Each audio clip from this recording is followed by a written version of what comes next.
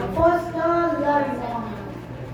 Isang magandang kaliwanagan po sa ating lahat, mga kapatid, sa mga hindi po nakakakilala po sa akin, ako po si Apostol Larimon po. Galing mula sa bayan po ng Pangasinan. Ang aking po ibabahagi, mga kapatid, kung sino ba ang siyang gumawa ng Biblia. Ang ating kapatid na Nostradamus ay pumanahog po ng 29 ng Agosto 2020. Ako'y nagagalak sa inyong lahat. Bagamat ako'y nagkaroon ng isang malaking kasalanan.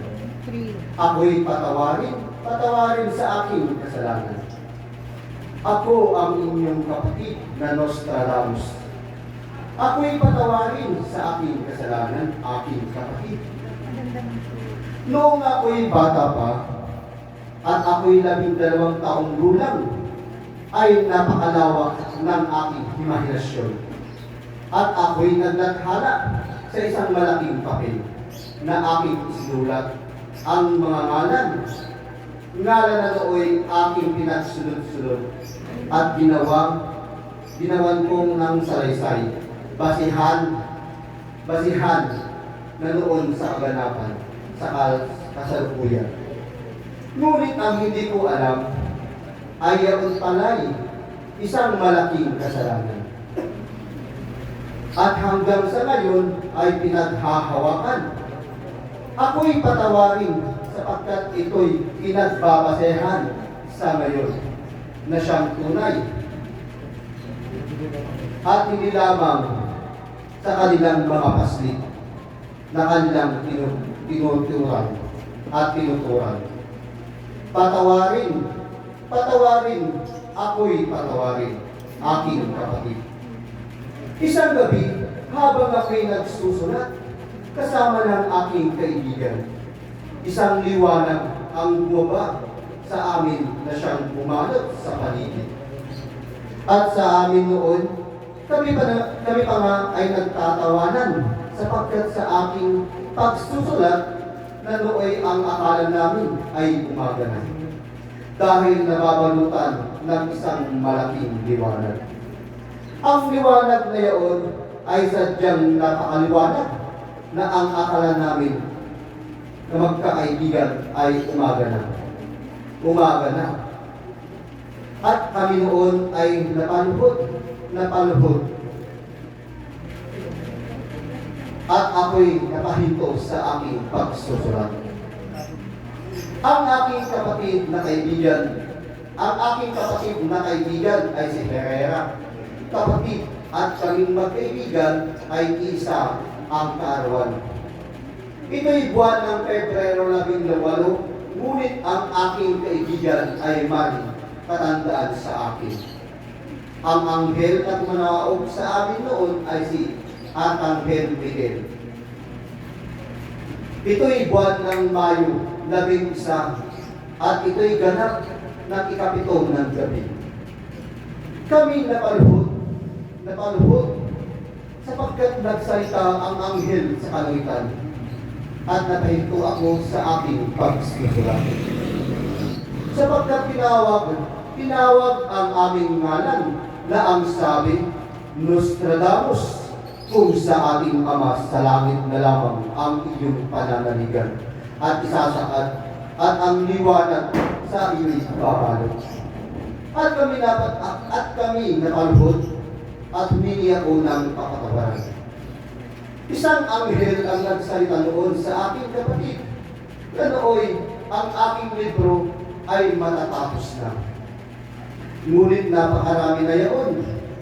Ang liwanag na yaon na pumanaog sa akin ay ako'y 100 na mahigit. Ako'y 139 aking kapatid. At ang sinabi ng liwanag, Nostradamus, aking kapatid, na kung ang iyong isisiwalat ay ang tanging sa ating Ama sa langit na lamang. Sa ating Ama na sa langit lamang ang iyong pananaligan. At kami noon ay napaluhod at kami humingi ng kapatawaran. At ang aking sinulat ay hindi ko na tinapos pa. Hindi na. Hindi na. At yaong araw na yaon ay ako'y umalis sa aming samahan. Nakasama ang aking kaibigan, mga kapatid, at sumunod din ang aking kaibigan. At ang sinulat kong libro ay naiwan at sila na ang nagpatuloy dito. At ang aking isinad lamang kapatid na siyang tunay ay ang aking tiyuhin na Timoteo, kaibigan ni Juan, Matos Mateo na siyang tunay aking kapatid. Ngayon lamang ay aking binasihan sa kanilang mga karanasan. Ako ang nagpangalan sa Biblia na siyang tunay kapatid sapagkat ito'y base sa isang salita. Biblia na aking ikinalap na salita, Biblia na aking inilagay at ang aking kaalaman. Ang ngalan ng Biblia ay basihan ng mga nilalaman. Ang aking sulat ngayon ay mga karanasan kapatid na aking nasaksihan at yaon lamang ay aking binasihan sa kanilang mga karanasan. At ang iba ay imahinasyon ko na lamang. Ngunit ang iba ay may katotohanan gaya ng tanging pagtawag sa ating Ama sa langit. Iilan lamang ang katotohanan. Isinulat ko ang Biblia ay may daang taong din, ngunit sa iilan lamang, hindi lamang ako nagsulat sapagkat taon din ang binilang bago ko yaon matapos. Ako'y isang tali noon, ako'y lumabas sa simbahan sapagkat noon ay nagpakita sa akin ang liwanag. At ang turan niya sa akin na ating Ama sa langit na lamang kaya't noon ang aking isinulat ay kinuha ng aking ibang kasamahan. Ako'y lumabas at malis doon sa aking pinanaligan sapagkat sila'y humihingi ng salapi.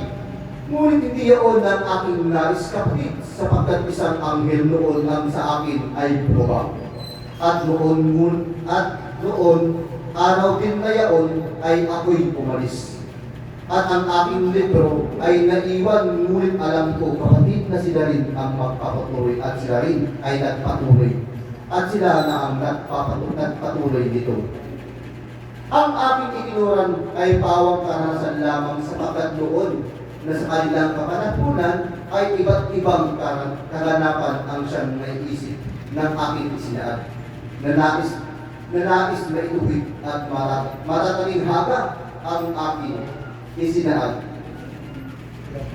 Ako'y hindi nagkaroon ng kamiyang at pati na rin ang aking kaibigan ay hindi na ninais pa.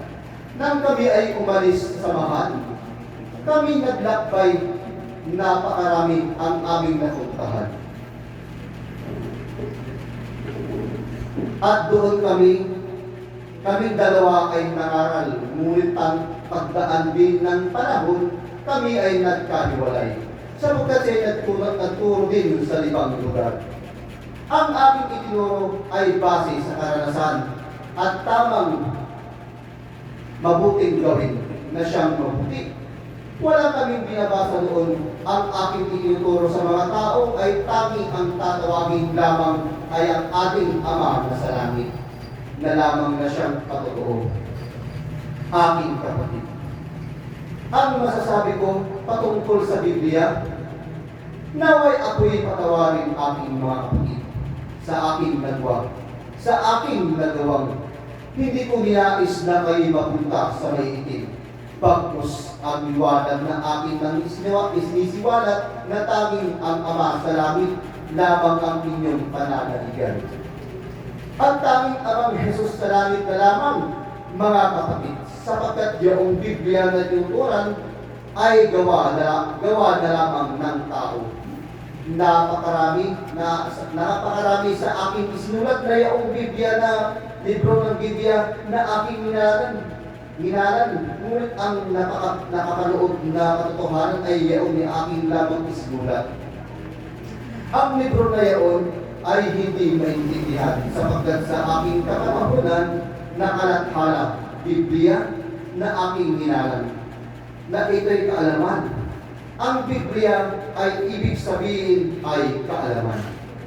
Ako na ang nagngangalang Nostradamus, katotohanan siyang ilalahad sa naway ako'y patawarin sa aking nagawang kasalanan. Hindi ko na ninais na aking isinulat ay ang aking isisiwalat, mga kapatid, sapagkat ito'y makasalanan. Ako'y hindi nangguhula sa siyang magaganap, ay hindi, kapatid, magaling gumawa ang isipan ng imahinasyon. Kagaya kong nagtuturan ng mga nilalathala base sa karanasan at kung kayo'y nagnanais ng kaliwanagan ay tumawag lang sa ating Ama sa langit upang pagbukas ng kaisipan, ako'y patawarin ng ako'y napatawad ng ating Ama sa kalangitan. Sapagkat noon ay ang akin lang lamang sinasambit ay kapatawaran, sapagkat nooy ako'y nanuro at inama ang mga bata. Ang tamang pagtawag sa kalangitan at ako'y namayapa sa aking katandaan. At ang aking edad doon ay 330 ng Mayo, ikawalo, at ito'y dapit hapon nang ako'y humimlay. Maraming salamat sa inyong pakikinig at sa inyong aking kapatawaran, sa inyong aking hinihingi. Ako nga pala ay 245 nang ako'y umalis sa aming usapahan. Maraming salamat. Yan po ang ituturan po ng gumawa ng Biblia, mga kapatid.